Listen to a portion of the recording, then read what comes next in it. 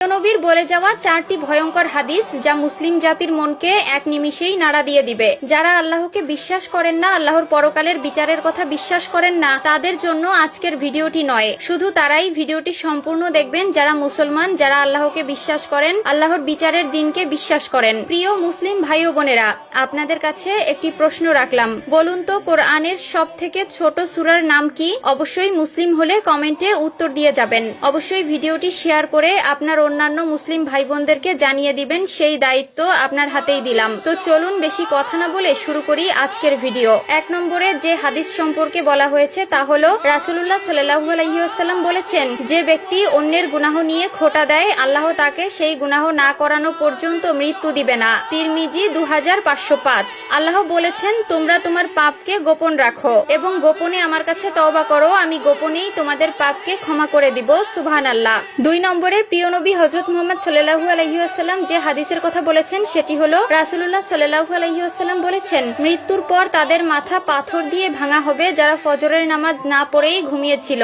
এবং যারা কোরআন গ্রহণ করে ছেড়ে দিয়েছে। বুখারী 7047। প্রত্যেক দিন আল্লাহ 24 ঘন্টা আমাদের সময় দিয়েছেন, তার ভেতরে মাত্র 5 ওয়াক্ত নামাজ আমাদের উপর ফরজ করে দিয়েছেন। কিন্তু আমরা আজ এই ফিতনার দুনিয়ায় আল্লাহকে ভুলে গিয়েছি, নামাজ রোজা ভুলে গিয়েছি। যিনি আমার সৃষ্টিকর্তা, যার রিজিকের দয়ায় আমরা বেঁচে আছি, তার কৃতজ্ঞতা প্রকাশ করার মতো সময় আমাদের হয় না। আবার যারা কোরআন শিক্ষা করে তা বর্জন করেছে, তাদের শাস্তি আরো ভয়াবহ। 3 নম্বর যে হাদিসের কথা বলা হয়েছে তা হলো আল্লাহ তাআলা বলেন, তুমি ওই দিনকে ভয় করো যেদিন তোমার মুখে তালা লাগিয়ে দেওয়া হবে আর তোমার হাত পা তোমার কৃতকর্মের জন্য সাক্ষী দিবে। সূরা ইয়াসিন আয়াত 65। একবার চিন্তা করুন, কঠিন ওই হাসরের ময়দানে আপনি আল্লাহর সামনে দাঁড়িয়ে আছেন। আপনার কোনো জবানবন্দি নেওয়া হবে না, আপনার বিরুদ্ধে সাক্ষী দিবে আপনার হাত পা সহ প্রত্যেকটি অঙ্গ প্রত্যঙ্গ। তখন আপনি কতটা অসহায় একবার চক্ষু বন্ধ করে চিন্তা করুন। সেদিন আপনি খুব অসহায় হয়ে পড়বেন, আপনার পাশে দাঁড়ানোর মতো কোনো মানুষ থাকবে না।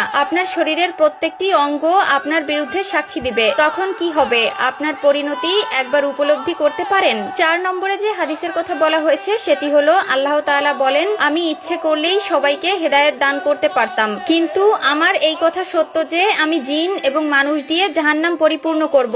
সূরা আশ-সাজদা আয়াত 13। মানুষ সৃষ্টির সেরা জীব। আল্লাহর তৈরি যত মাখলুকাত আছে তার মধ্যে মানুষকে শ্রেষ্ঠত্ব দান করেছেন। শুধু 2টি জাতির বিচার হবে, একটি হলো মানুষ, অন্যটি হলো জিন। মানুষের উপর আল্লাহ যে সকল দায়িত্ব অর্পণ করেছেন, জিনের উপরেও একই দায়িত্ব অর্পণ করেছেন। মানুষের উপরে নামাজ ফরজ করেছেন, জিনের উপরেও নামাজ ফরজ করেছেন। মানুষের মধ্যেও যেমন মুসলিম, মুনাফিক, মুশরিক রয়েছেন, ঠিক তেমনি জিনের মধ্যেও ভালো মন্দ রয়েছেন। যে মানুষ আল্লাহর সীমা লঙ্ঘন করবে, আল্লাহর কথা অমান্য করবে, তার জন্য ওই পরকালে জাহান্নাম নিশ্চিত করা হবে।